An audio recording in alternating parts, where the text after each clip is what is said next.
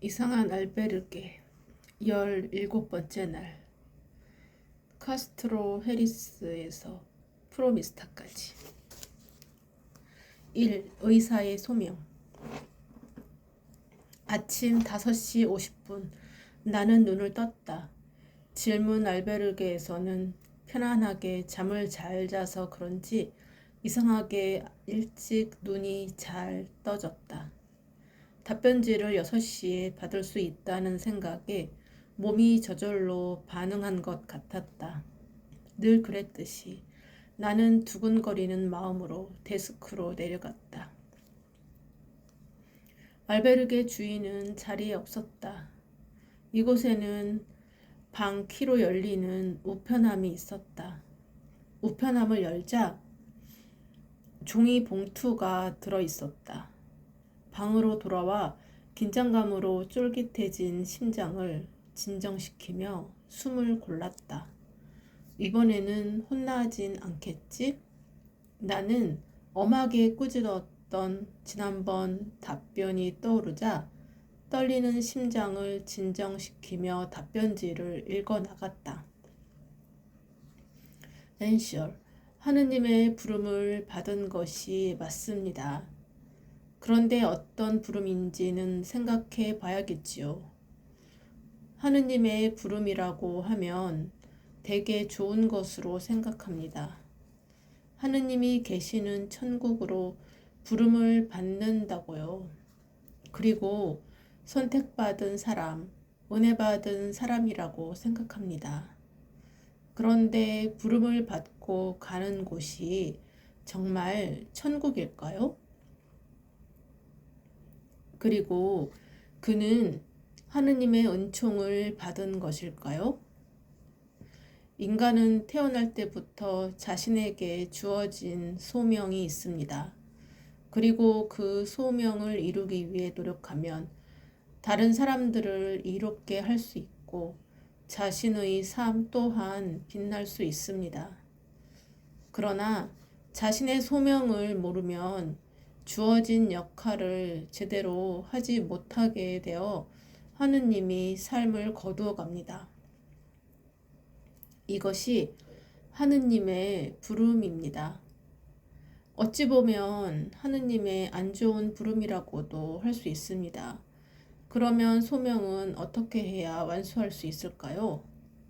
하느님이 인간을 이 땅에 보낼 땐 누구나 자신의 사명을 완수할 수 있게 재능을 주어서 인연을 만나게 합니다. 질문한 것처럼 의사는 환자를 통해 소명을 이룰 수 있는 기회를 받게 됩니다. 이때 의사에게 환자가 인연으로 오는 것은 의사에게 환자의 병을 고치라는 것이 아니라 환자도 의사도 환자를 통해 이 병이 왜 오게 되었는지 원인을 찾으라는 것입니다. 의사가 단순히 아픈 장기를 떼어내고 교체하고 치료만 해준다면 수리공과 무엇이 다를까요? 수리공이 아니라면 의사는 환자의 이야기에 귀 기울여야 합니다. 환자가 가진 몸의 병과 아픔은 그동안 환자가 살아온 삶의 기록입니다. 환자는 이 기록을 들고 더 나은 삶을 살아갈 기회를 얻기 위해 의사를 찾아온 것입니다. 그래서 의사는 환자를 치료하는 과정에서 환자가 살아온 이야기를 듣고 그 속에서 환자의 잘못된 습관, 사고방식, 고집 등 궁극적인 원인을 찾아내어 그 부분도 바로 잡을 수 있도록 도와주어야 합니다. 더불어 환자의 마인드도 전환시켜 주어야 합니다. 그래서 환자가 건전한 사회의 구성원으로서 사회에 필요한 일을 할 수 있도록 거듭나게 해 주어야 합니다. 그렇게 할 때 환자에게 더는 아픔이 찾아오지 않게 됩니다. 이것이 진정한 의사의 역할이며 이렇게 할 때 의사로서의 소명을 완수할 수 있습니다. 그런데 의사가 환자의 병을 고쳐준다는 오만함을 가지고 환자에게 왜 병이 오게 되었는지를 연구하지 않고 이끌어주지 않으면 하느님은 결국 의사를 환자가 되게 만듭니다. 착각하지 마십시오. 의사도 환자를 통해서 배울 것이 있기에 만나는 것입니다. 그래서 환자는 의사가 고쳐줘야 할 대상이 아니라 의사에게 배움을 제공해 주는 소중한 상대입니다.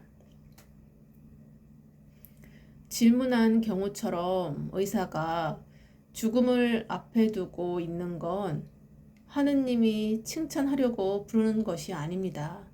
자신의 역할을 다하지 못했으니 삶을 거두어가는 것입니다. 다음 질문 알베르게의 주소는 뒷면에 있습니다. 의사가 환자의 병을 고쳐준다고 생각하는 것이 오만함이라고? 그리고 환자에게 그 병이 왜 그 병이 오게 되었는지 연구하지 않고 이끌어주지 않으면 의사도 결국 환자가 된다고? 의사가 환자의 병을 낫게 하는 건 당연한 직업적 소명이 아니었던가? 그런데 병을 치료해 주는 것은 기본이고 진정한 의사의 역할은 그 환자에게 왜 이런 병이 찾아왔는지 궁극적인 원인을 밝혀내어 바로잡아주고 사회에 필요한 일을 할 수 있게 해주는 것이었다니. 답변지를 읽고 나니 10년 전쯤 돌아가신 선배의 아버지가 생각났다. 선배의 아버지는 굉장히 유명한 간암 전문의였는데 간암으로 돌아가셨다. 간암 전문의가 간암으로 죽다니. 나는 어떻게 그런 일이 생길 수 있는지 의아했다. 그리고 취재차 알게 된 의사의 경우도 생각이 났다. 그 의사는 이비인후과 의사였는데 후두암으로 죽었다고 했다. 공교롭게도 그의 아들과 딸도 이비인후과 전문의였다. 한 집에 같은 분야의 전공의가 3명이나 있는데도 그가 후두암으로 죽었다는 사실이 매우 충격적이었다. 그런데 이 답변을 받고 나니 왜 그런 일이 일어났는지 알 것만 같았다. 에릭이 이 답변을 볼 수 있었다면 좋았을 텐데 에릭 역시 같은 경우인 듯해서 마음이 무거워졌다. 그때 모니카가 방으로 들어왔다. 그녀도 방금 일어났다며 답변지를 빨리 받고 싶다고 했다. 나는 질문 알베르게가 처음인 그녀와 함께 데스크로 가서 우편함에서 답변 봉투를 꺼내는 것을 도와주었다. 답변지를 읽던 모니카가 눈을 크게 뜨고 당혹스러워하며 나에게 어떤 답을 받았는지 물어보았다. 나도 모니카의 답변이 궁금하여 우리는 서로의 답변지를 교환해 읽어보았다. 모니카가 한 질문은 나와 조금 다른 내용이었다. 그녀의 질문은 에릭이 하느님을 만날 수 있을까? 하는 것이었다. 엔시얼, 모니카가 받은 답변. 그 의사가 생각하는 하느님은 절대 만날 수 없습니다. 하느님은 직접 나타나시는 것이 아니라 인연을 통해 그 뜻을 전달하기 때문입니다. 다시 말해 하느님의 음성은 하늘에서 들려오는 것이 아니라 사람을 통해 전달한다는 말입니다. 그래서 당신들을 보내어 질문을 하라라고 할 때 이미 그 의사에게 하느님의 음성이 도래한 것입니다. 그러나 그 의사는 자신이 생각하는 하느님의 형상에 매여 바로 앞에 온 하느님의 음성을 듣지 못했던 것입니다. 우리에게 오는 모든 어려움은 우리를 돕기 위해 주어지는 것이며 이때 그 어려움에 대한 해결책도 함께 주어집니다. 그런데 우리의 편견과 고정관념으로 인해 그것을 미처 알아차리지 못했던 것입니다. 그 의사 역시 자신의 잘난 고집으로만 세상을 보기 때문에 결코 자신이 생각하는 하느님을 만나지 못하고 답 또한 얻지 못하고 결국 죽게 될 것입니다. 하느님의 음성이 사람을 통해 전달된다고? 그리고 우리가 어제 에릭에게 질문해 보라고 권유했던 것이 하느님의 음성이었다니. 어떻게 이런 종교도 없는 내가 하느님의 음성을 전달했던 것이라니. 하느님의 음성은 종교조차 가리지 않는 것일까? 종교를 초월해 그것이 닿아야 할 자리에 전달되는 것일까? 나는 성직자들 혹은 종교를 믿는 사람들에게만 하느님의 음성이 들리는 것인 줄 알았다. 그래서 하느님의 음성은 영화에서처럼 하늘에서 계시로 들려오거나 믿음이 깊은 사람에게서 방언으로 터져 나온다고 생각했다. 하지만 이 답변에서는 전혀 다른 이야기를 하고 있었다. 놀랍고도 충격적이었다. 그때 나의 답변을 다 읽은 모니카는 눈에 맺힌 눈물을 닦을 생각도 없이 나에게 말했다. 수연, 어떻게 하지?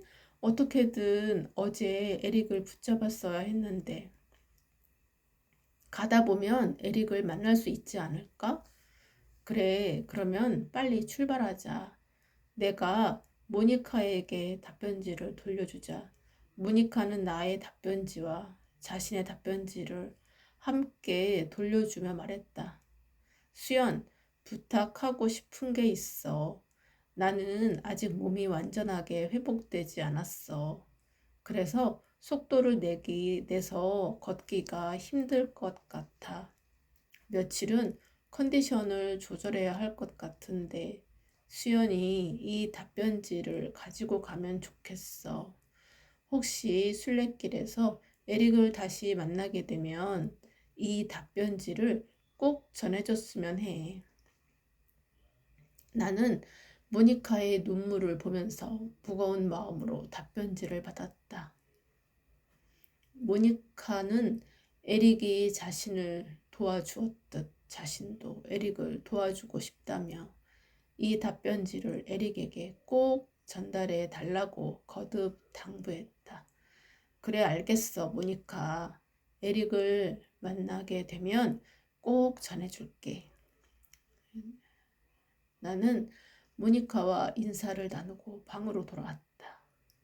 나는 의사들이 이 답변을 많이 봤으면 좋겠다는 마음을 담아 2개의 질문 카드와 답변지를 페이스북에 올렸다. 페이스북에 게시글을 올리자마자 좋아요, 알림이 울렸다. 이제는 답변지에 대한 소식을 공유하며 함께하는 사람들이 제법 많아졌다. 그리고 그들이 올린 공감의 글을 보자 지금의 여정이 더는 나 혼자만의 것이 아니라고 새삼 느꼈다. 나는 무언가 모를 거대한 블랙홀 속으로 점점 빨려 들어가는 것 같았다. 이 길 위의 사람들, 9월의 막바지에 접어들어서인지 바람막이를 걸치고 있었다. 바람막이를 걸치고 있었지만 아침 날씨가 매우 쌀쌀했다. 해가 뜨기 전이라 마을 곳곳에 설치된 가로등만이 길을 밝혀주고 있었다.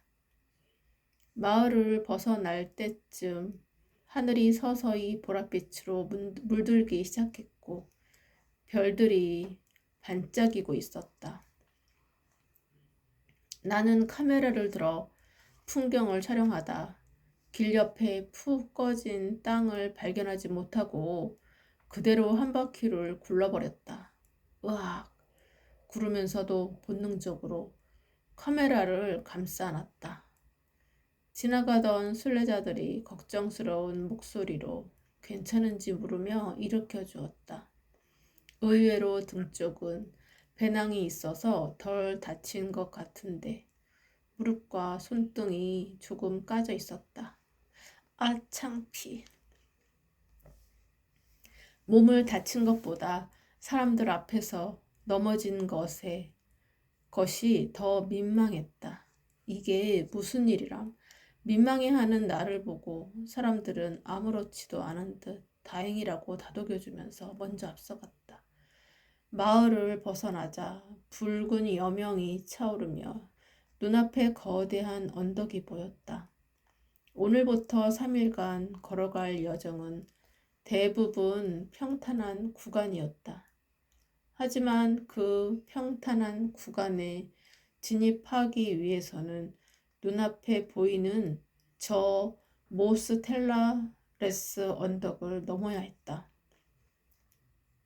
나를 앞서간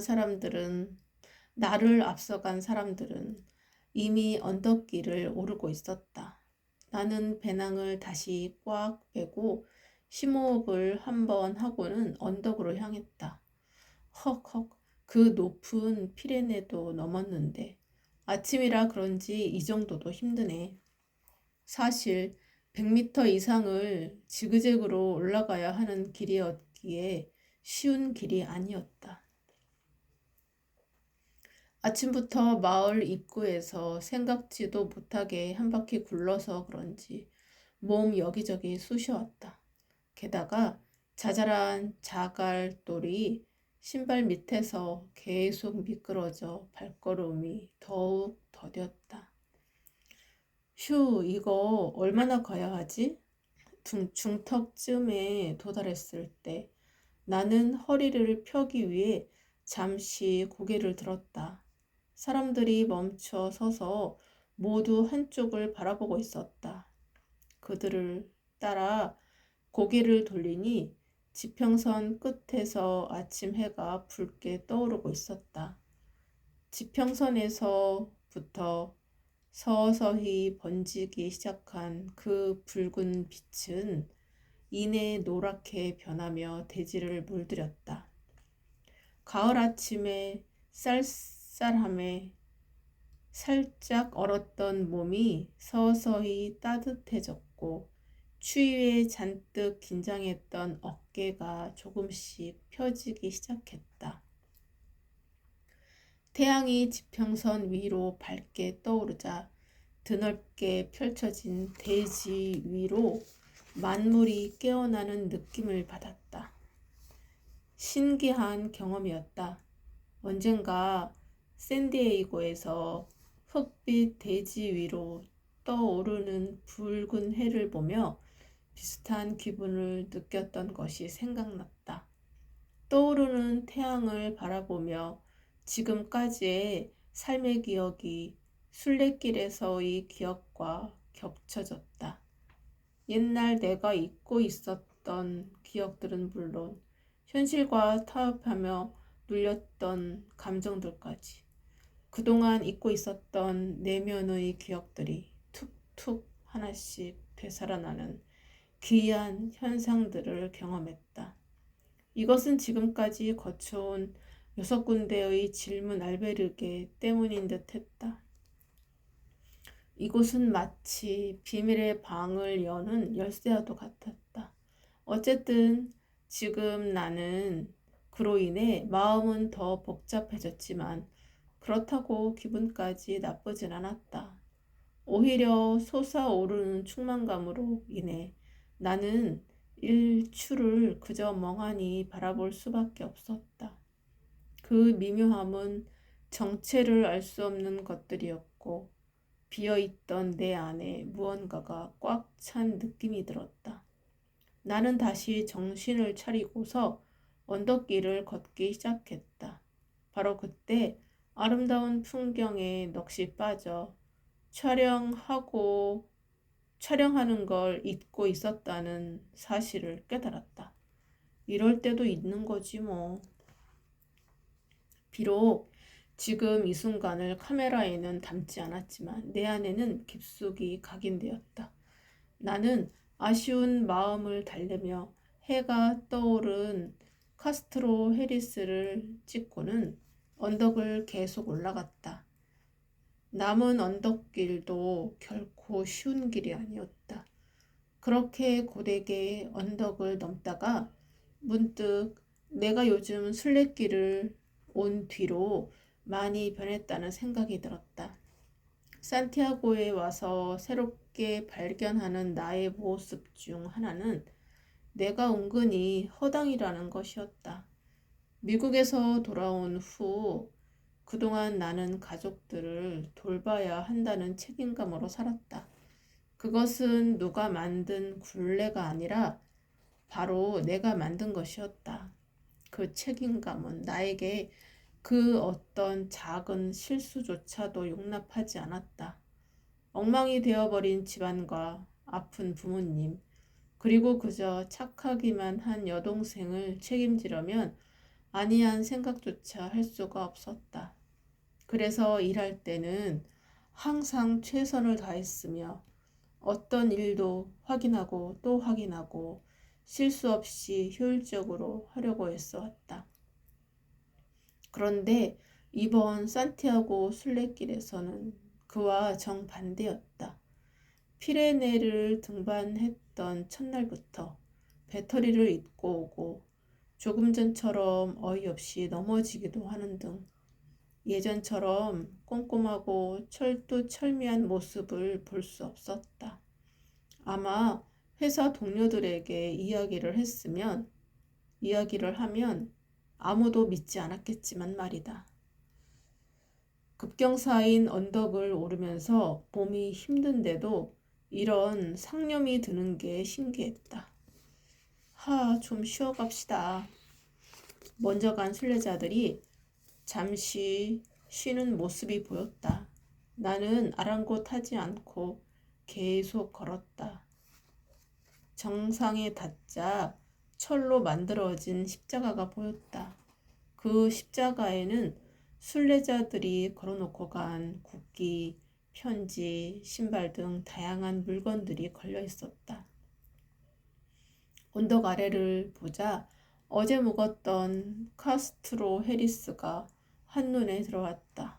나는 물병을 꺼내 물을 한 모금 마셨다. 그리고 주변을 둘러보는데 나무로 된 게시판이 보여 다가가 보니 매직이나 볼펜으로 쓴 메모가 어지러이 쓰여 있었다. 그 메모들 사이에 익숙한 한글이 보였다. 보고 싶어. 이 사람은 누가 그렇게 보고 싶었던 걸까? 생각이 많은 날이라 그런지 보고 싶어라는 단어가 아련하게 다가왔다. 하지만 정작 보고 싶은 누군가가 떠오르는 것은 아니었다. 그저 알 수 없는 아련함과 그리움이 느껴졌다. 내가 그렇게 감상적인 사람이 아닌데 오늘따라 자꾸 이런 쪽으로 생각이 기우는 것 같았다. 나는 머릿속 가득한 상념을 털어내기라도 하듯 고개를 좌우로 두어 번 세차게 흔들고는 다른 순례자 일행들과 함께 언덕을 내려왔다. 내리막길 끝에는 넓은 평원이 펼쳐져 있었다. 부르고스주와 팔렌시아주를 아우르는 넓은 평원 메세타 고원이었다. 메세타 고원은 이베리아 반도 중앙부에 있는 대고원으로 굉장히 넓은 지역에 펼쳐져 있었다. 그래서 순례길을 다녀간 사람들의 후기에서도 메세타 고원이라는 명칭이 자주 등장하곤 했다. 넓은 평원 사이로 쭉 뻗은 길 위에 카메라를 든 나의 그림자가 길게 드리워졌다. 프랑스 길의 출발지인 생장에서 종점인 산티아고까지는 서쪽으로 계속 걸어가는 여정이다 보니 항상 아침 해가 뜰 때는 길 위에 길게 늘어진 내 그림자를 보며 걸었다. 그러다 정오에 가까워질수록 그림자의 길이도 점점 짧아졌다. 이런 모습을 관찰하는 것도 아침 순례길을 걷는 재미 중 하나였다. 내리막길을 걸어와 1시간 정도 더 걸으니 초록빛 강이 나타났다. 그 옆으로는 나무들이 가지를 길게 들이우고 있었다. 그것들을 보자 나는 마치 모네의 그림 속에 들어와 있는 듯한 착각이 들었다.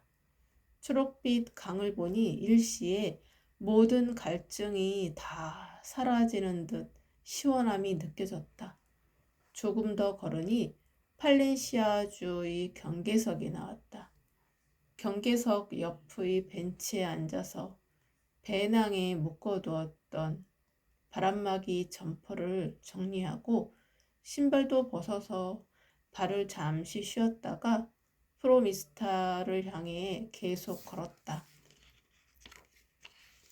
마을에서 벗어난 지 얼마 되지 않아 어디선가 물소리가 들려왔다. 카스티아 운하였다. SNS에서 순례자들이 운하길이라고도 부르는 곳이었다. 탁 트인 평지 위에 흐르는 운하라서 그런지 조금 전에 보았던 초록빛 강보다 훨씬 더 시원한 느낌으로 다가왔다. 생각 같아서는 잠시 물속에 뛰어들고 싶기도 했지만 그런 마음은 이내 접어두고 운하 옆으로 난 길을 따라 천천히 걸음을 옮겼다. 오늘은 사색을 위한 날인가? 나는 이렇다 할 인터뷰도 하지 않고 순례길을 걸으며 혼자만의 시간을 보냈다. 얼마쯤 걸었을까? 왼쪽에는 밀밭, 오른쪽에는 운하, 그리고 길 양옆으로 서 있는 나무들, 드문드문 보이는 배낭을 맨 순례자들, 이렇게 비슷한 배경을 보며 계속 걷다 보니 지루해질 즈음이었다. 멀리서 낯익은 뒷모습이 보였다. 발걸음을 재촉해 다가가 보니 며칠 전 제인 워커 명상센터에서도 만났던 선호 스님과 선화 스님이었다. 그리고 스님들 옆에는 2명의 또 다른 스님이 있었다. 안녕하세요. 며칠 전 만났던 오수연입니다.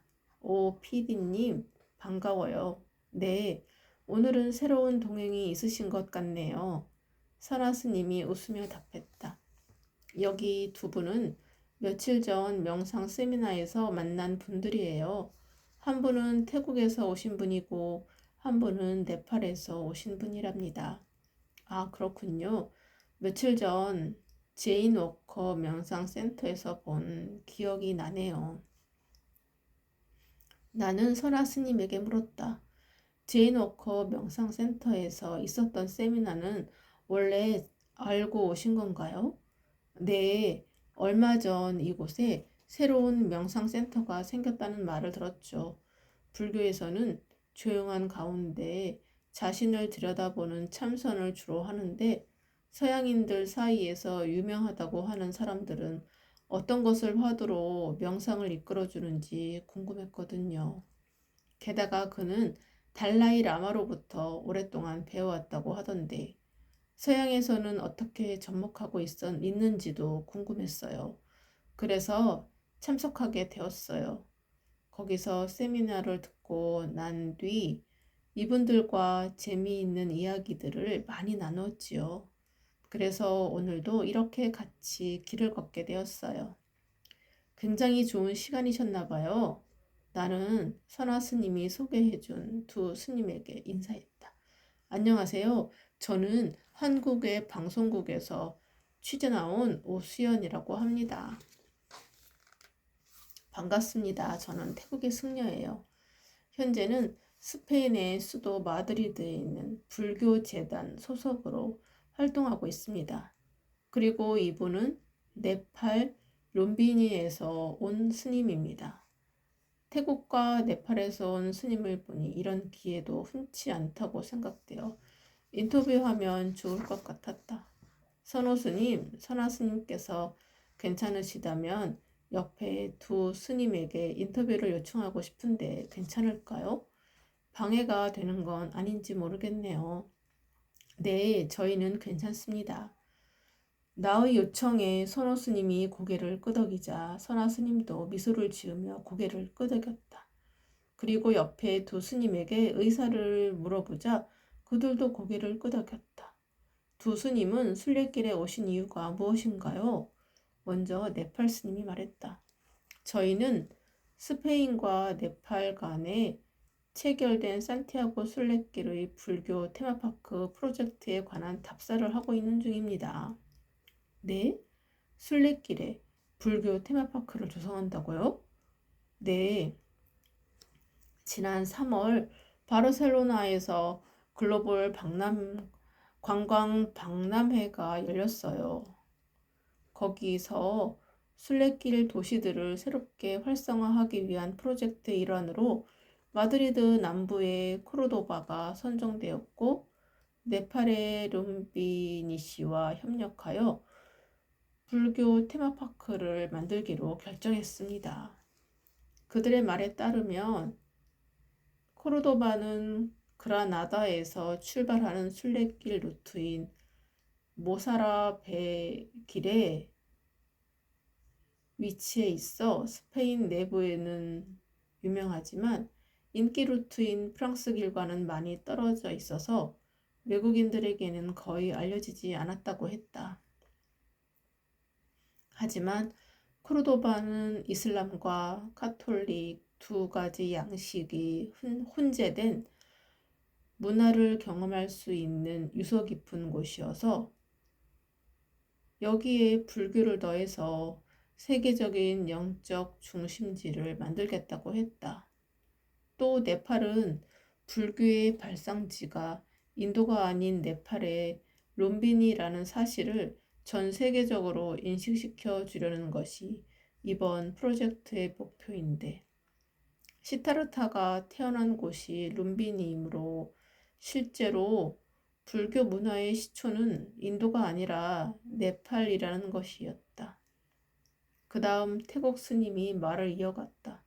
우선은 코르도바 외곽에 약 8만 평 규모의 부지가 선정되었고 세계 평화를 상징하는 50m 높이의 거대한 불탑이 들어설 계획입니다. 그 외에도 순례길에서 종교적으로 부각할 수 있는 것들과 테마파크로서 필요한 것들이 있는지 벤치마킹 하는 중이고요. 스페인은 이제 중세 유럽 문화에 이슬람 문화 그리고 불교 문화까지 융합된 인류의 새로운 종교 시장으로 떠오를 겁니다. 동시에 늘 인도에 가려져 있던 네팔에 대한 이미지도 한층 높아지겠죠. 그들은 세계 평화의 상징으로 불탑을 세운다고 했지만 태어나서 지금껏 무교로 살아온 내게는 각 종교의 색들이 더욱 짙어져서 무겁게 짓눌러 오는 느낌이었다. 세계 평화와 불교가 대간절 무슨 상관이란 말인가? 더구나 다른 종교의 성지와도 같은 순례길의 말이다. 이게 정말 평화의 상징이 될까? 테마파크가 생기는 건 이해가 되지만 50m 높이의 거대한 불탑은 좀 너무하지 않나? 50m면 웬만한 성당보다도 높은 것인데 조용한 순례길에 맞는 건가? 그건 욕심이 아닐까? 꼭 그렇게 큰 것을 지어야만 신심이 돋는 걸까? 도리어 이 불탑으로 인해 순례길의 의미가 퇴색되지는 않을까? 나는 내가 카톨릭 신자는 아니지만 이건 좀 너무하다는 생각이 들었다. 그리고 문득 사찰 관련 다큐멘터리를 제작했을 때 4월 초파일 불공이라고 해서 국태민안, 남북통일 등을 읊조렸던 스님의 목소리가 떠올랐다. 그 당시 나는 저렇게 빈다고 과연 이루어질지 의문이 들었다. 말은 거창한데 실효성이 없어 보인다고나 할까? 하지만 방편 한편으로는 간절히 원하면 이루어진다고도 하는데 욕심과 염원은 어떤 차이가 있는 걸까? 이들이 말하는 프로젝트도 불교를 서방 세계에 광고하는 것 말고는 딱히 다른 목적이 보이지 않는 것 같았다. 그리고 같은 불교라도 태국과 네팔의 스님들은 뭐랄까 굉장히 도전적인 것 같았다. 한국에서 보았던 스님들의 모습과 아니 당장 옆에 두 스님과도 너무 다른데 이건 종교가 아니라 문화가 달라서 그런가? 그나저나 내가 왜 이렇게 열을 올리는 거지? 이게 뭐라고? 여러 가지 생각이 들었다. 나의 표정이 이상해서 이상해졌는지 답을 하던 태국 스님이 나를 묘하게 바라보고 있었다. 나는 멋쩍게 웃으며 질문을 이어갔다. 하하, 제가 무교라서 스님께서 하시는 말씀을 완전히 다 이해하기는 어려울 것 같습니다. 그래서 여러 가지 생각이 드는 것 같기도 하고요. 세계 평화의 상징으로 불탑 같은 종교적 이미지를 형상화한 것 말고 다른 걸로 채워 넣을 수 있지 않을까요? 예를 들면 평화를 상징하는 예술 작품 같은 걸로 조금 작게. 저희는 불교에 종사하는 성직자입니다. 종교색을 드러내는 건 당연한 일이지요. 당신은 아시아인이어서 이 소식을 매우 반가워할 줄 알았는데 의외군요. 한국에도 불교 신자가 많지 않나요? 많습니다. 그리고 카톨릭 신자도 많고 개신교 신자도 많아요. 무슬림도 있고요. 하지만 아랫세대로 내려갈수록 종교의 의미가 점점 희미해지는 것 같아요. 세속에 사는 사람들과 종교에 기의한 성직자의 생각이 다를 수밖에 없지요.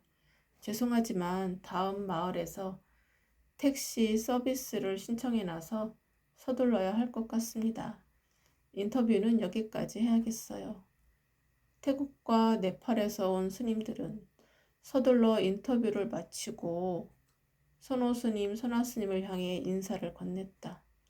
선호 스님, 선화 스님, 오늘의 인연은 여기까지인가 보네요. 먼저 길을 가겠습니다. 남은 길도 충만하시길. 아, 네, 감사합니다. 아, 그래요. 두 분도 잘 지내시길. 급히 길을 서두르는 태국과 네팔에서 온 두 스님을 보내고 우리는 서로를 머쓱하게 바라보았다. 예상 외의 전개에 선호 스님과 선화 스님도 다소 당황한 듯 보였다. 어색하게 잠시 길을 걷다가 내가 먼저 말을 꺼냈다. 저는 여기서 잠시 촬영하고 가겠습니다. 부엔 까미노. 네, 촬영 잘하세요. 다음에 또 봬요. 부엔 까미노. 두 비구니 스님은 합장한 뒤 서둘러 길을 떠났다. 양쪽으로 서 있는 키 큰 가로수 사이를 카스티아 운하가 조용히 흐르고 있었다. 멀어지는 두 비구니 스님과 풍경이 어우러져 한 폭의 그림 같았다. 아름다웠다. 그 머릿속이 복잡한 건 복잡한 것이지만 아름다운 건 또 아름다운 거니까. 어느새 나는 무의식적으로 카메라의 녹화 버튼을 눌렀다. 촬영을 마치고 조용한 가운데 다시 혼자가 된 나는 길을 걸으며 인터뷰 내용을 머릿속으로 정리해 보았다. 잔잔히 흐르는 카스티아 운하의 물소리가 생각을 정리하는 데 많은 도움을 주었다. 카톨릭 성지에 다른 종교 테마파크를 만든다고 해서 과연 세계 평화에 얼마나 기여될 것이며 스페인이 영적인 중심지로 부상할 수 있을까? 세계 도처에는 이미 영적인 지도자들이 나온 곳이라고 일컫는 성지들이 한두 군데가 아니다. 그리고 그런 곳들은 이미 순례자뿐만 아니라 관광객들까지 몰려서 매우 혼잡하다. 혹시 그걸 노리는 건가? 나는 딱히 믿는 종교가 있는 것도 아닌데 이상하게 스님들의 말을 듣고 난 후로는 자꾸 감정이 들쑥날쑥했다. 나에게 돈을 내라는 것도 아니고 한국이 참가하는 것도 아니고 나와 무슨 관계가 있는 것도 아닌데 내가 왜 이러는 거지? 생각을 정리하는 사이 큰 물소리가 들렸다. 고개를 들어보니 하얀 물안개를 뿜어내는 수문이 있었다. 수문 위로 놓인 다리를 건너면 프로비스타였다. 나는 이곳까지 걸어오는 동안 에릭과 마주치기를 바라며 주위의 순례자들을 유심히 살펴보았다. 하지만 에릭을 만날 수 없었다. 아쉬운 마음에 오늘 머물 알베르게를 찾아 체크인하고 에릭을 찾기 위해 근처의 다른 알베르게를 찾아가 보았지만 에릭은 보이지 않았다. 나는 아쉬움을 뒤로하고 저녁 식사를 위해 발걸음을 돌렸다. 마을 중심부에 다다르니 묵직한 듯 아름답게 서 있는 로마네스크 양식의 성당이 보였다. 산 마르틴 성당이었다. 이 성당도 순례길을 걸으며 지금까지 본 성당들처럼 외관의 화려한 조각은 없었지만 사방이 각각 다른 모양으로 생겨 둘러보는 재미가 있었다. 이 오래된 성당 앞에는 사람들로 북적이고 있었는데 사람들 사이로 하얀 웨딩드레스를 입은 신부가 보였다. 결혼식이 있었던 것 같았다. 드레스와 턱시도를 입은 어른들 사이로 넥타이를 깔끔하게 매고 해맑게 웃고 있는 소년이 눈에 띄었다. 나는 그 모습을 보자 이유 없이 미소가 지어졌다. 아이들의 해맑은 웃음은 왠지 모를 긍정의 에너지를 던져주었다. 성당을 지나 식사할 곳을 발견했다. 주문하고 식당 내부를 둘러보는데 낯익은 얼굴이 있었다. 그는 생장의 기차역에서 만났던 에런이었다. 에런도 나를 발견했는지 손을 흔들며 아는 체를 했다. 아직 음식이 나오기 전이라 그쪽 테이블로 다가가 인사를 건넸다. 오랜만이에요, 에런. 그러네요. 생장에서 본 이후로 처음 보는 거네요. 와, 이렇게 다시 만나다니. 17일 만에 만난 에런은 그때보다 훨씬 밝아 보였다. 그날 바로 출발한다고 했던 것 같은데 여기서 만나게 되네요. 많이 좋아 보여요. 그런가요? 저도 그렇게 생각해요. 순례길을 걸으면서 정말 많이 건강해진 것 같아요. 이분들은 저의 어머니와 이모예요.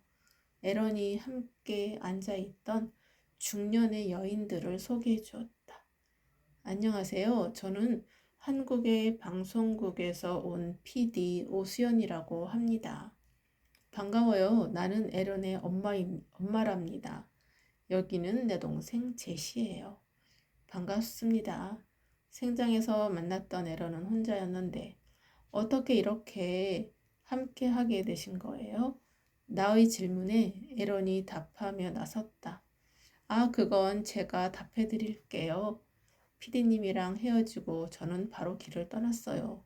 그런데 피레네는 생각했던 것보다 훨씬 쉽지 않더라고요. 그래서 결국 산을 올라가는 도중에 있는 알베르게에서 하루를 묵고 다른 사람들과 함께 피레네를 넘었어요. 그 후 순례길을 걸으며 정말 다양한 사람들을 만났답니다. 그러다 며칠 전 어머니와 영상 통화를 했는데 어머니께 이 길에 올 수 있도록 보내주셔서 너무너무 감사하다고 했어요. 어머니는 밝게 변한 저의 모습이 너무 좋아 보인다며 돌아올 때까지 못 참겠다고 여기까지 달려오신 거예요. 이모도 어머니 혼자 못 보내겠다는 핑계로 같이 오시고요. 그랬군요. 방금도 말했지만 생장에서보다 건강해 보여요. 에런이 원하던 걸 마침내 찾은 것 같은데 어때요? 맞아요. 저는 제가 원했던 건강도 조금씩 되찾는 것 같아요. 그리고 삶의 의미도 찾은 것 같아요. 많은 사람들을 만나서 이야기를 듣다 보니 제가 괴롭게 생각했던 것은 정말 아주 작은 것이더라고요. 좀 많이 반성하게 되었어요.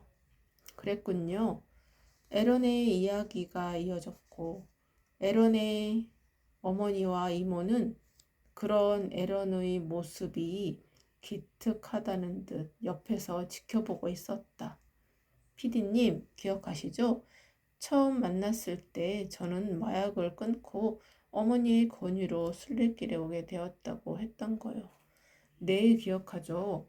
생장에서의 첫 인터뷰가 에런이었는데 굉장히 인상적이었거든요. 한국에서는 청소년들이 마약하는 경우가 잘 없으니까요. 그렇군요. 제가 마약을 시작하게 된 건 갑자기 에런의 고배가 아닌 고백이 시작되어서 인터뷰 양해를 구하고는 카메라를 한쪽에 걸었다. 제가 마약을 시작하게 된 건 사는 게 재미가 없어서였어요. 평소 제가 그렇게 적극적인 성격이 아니어서 학교에서도 좀 아웃사이더로 지냈어요. 괴롭히는 애들도 생겼고요. 그러다 보니 어떤 친구를 만나게 되었어요. 어느 날 그 친구가 하얀 가루가 든 작은 비닐팩을 건네더라고요. 한번 해보라고. 괴로움 같은 건 없어질 거라고. 처음에는 좀 무섭기도 하고 두렵기도 했는데 한번 시작하고 나니까 멈출 수가 없었어요. 약에 취해 있는 동안은 괴로운 것도 힘든 것도 없었으니까요. 그렇게 조금씩 약을 늘려가다 부모님도 알게 되셨죠. 에런의 이야기가 계속되자 에런의 어머니와 이모가 눈물을 흘리기 시작했다. 어머니는 제가 약을 끊기를 바랐지만 약을 하지 않으면 너무 괴로운 거예요. 그 전에 괴롭던 거랑은 차원이 달랐어요. 도저히 몸을 어떻게 할 수도 없고 채워지지 않는 갈증과 속을 긁어대는 무언가로 너무 괴로웠어요. 정말 죽을 것 같았어요. 그래서 다시 또 약을 하게 되었고 또 하게 되고 그러다 결국 어머니가 저를 병원에 집어넣기까지 하셨죠. 그렇게 힘든 시간을 보낸 뒤에야 우여곡절 끝에 약을 끊을 수 있었어요. 정말 불가능할 줄 알았는데 그게 되더라고요. 아마 어머니의 보살핌이 아니었더라면 절대 못했을 거예요. 그렇게 조금씩 일상을 회복해 갈 즈음 어머니가 순례길을 한번 다녀오면 어떻겠냐고 조심스럽게 제안하셨어요. 그때부터 열심히 운동하며 준비했죠. 저도 순례길에 대한 정보를 찾아봤는데 그냥은 도저히 엄두가 안 나더라고요. 약으로 피폐해지기 전에도 그렇게 건강한 편은 아니었거든요. 그래서 만반의 준비를 한 뒤에 순례길로 왔어요. 그리고 순례길에서 처음 만난 사람이 바로 피디님이었어요. 옆에서 따스한 눈빛으로 바라보던 에런의 어머니는 눈물을 훔치고 말했다. 우리 에런이 이렇게 밝아질 줄은 몰랐어요. 하지만 신께서 지켜주시리라 믿었죠. 이 순례길이 에런에게 큰 힘이 된 것 같아요. 야고보의 길을 따라 우리 에런도 정화가 되고 많이 성장하고 있는 것 같아요. 에런 어머니의 손을 꼭 잡고 있던 에런의 이모 제시가 말을 이었다. 에런이 아이일 때부터 보았지만 지금처럼 이렇게 밝은 모습은 처음 봐요. 에런의 미소가 이렇게 예쁜 줄 이제야 알았네요. 앞으로는 더 많이 웃고 더 밝아졌으면 좋겠어요. 정말이지 여기 와서 우리를 만났을 때 손을 흔들며 달려오던 에런의 모습은 감동이었답니다. 언니도 그때 에런의 얼굴을 보고 지금처럼 눈물을 흘렸죠. 제시가 에런 어머니의 눈물을 닦아주며 계속 말했다. 언니 이제 그만 울어. 에런이 밝아져서 좋잖아. 그럼 웃어야지. 그래서 그래요. 어머니 이제 웃으세요. 우리 같이 웃어요. 나는 에런의 스마트폰으로 세 명이 함께 밝게 웃는 모습을 찍어주었다. 그리고 내가 가진 카메라로도 그 모습을 담은 후 자리로 돌아왔다. 자리에는 주문해 놓은 음식이 식어 있었다. 잠시 후 에런의 가족들이 인사하고는 먼저 식당을 나섰다. 나는 알베르게에 돌아와 잠자리에 눕자 에런의 얼굴이 떠올랐다. 에런의 변화는 나로서는 매우 놀라웠다. 생장에서 헤어진 후로 궁금하기도 했는데 만나게 되어 반가웠다. 생장에서는 에런이 마약을 했었다고 말할 때 조금은 주저함이 있었다. 그런데 오늘 자신의 아픈 시간을 덤덤하게 말하는 에런을 보니 마약을 했던 시간이 그에게 더는 트라우마가 아닌 것 같았다. 어린 에런이 대단하다고 생각했다. 나는 마약을 해본 적은 없지만 유학 시절 주변에서 마약하는 사람들을 보면 정말 끊는 건 정말 쉽지 않은 것 같았다. 아마도 에런은 자신의 의지와 부모님의 노력이 함께 있었기에 가능했던 것이 아니었을까. 그리고 그런 어려움을 이겨낸 에런에게는 무엇도 해낼 수 있는 잠재력이 있을 것이라는 생각도 들었다. 에런이 앞으로 어떤 삶을 살아갈지 조금은 궁금해졌다. 에런에게 산 마르틴 델 까미노에 있는 질문 알베르게를 소개해 줄 걸 그랬나? 가족끼리 너무 행복해 보여서 미처 그 생각을 못했네. 나는 약간의 아쉬움을 뒤로하고 스마트폰을 열어 페이스북을 확인해 보았다. 모니카로부터 메시지가 와 있었다. 페이스북 메시지. from 모니카. 수연, 혹시 에릭을 만났어? 너무 궁금해서 메시지 남겼어. 답장 기다릴게. 아침에 눈물을 흘리던 모니카의 모습이 떠오르면서 마음이 약간 조급해졌다. 나는 에릭을 만나지 못했다는 메시지를 모니카에게 보내고 잠을 청했다.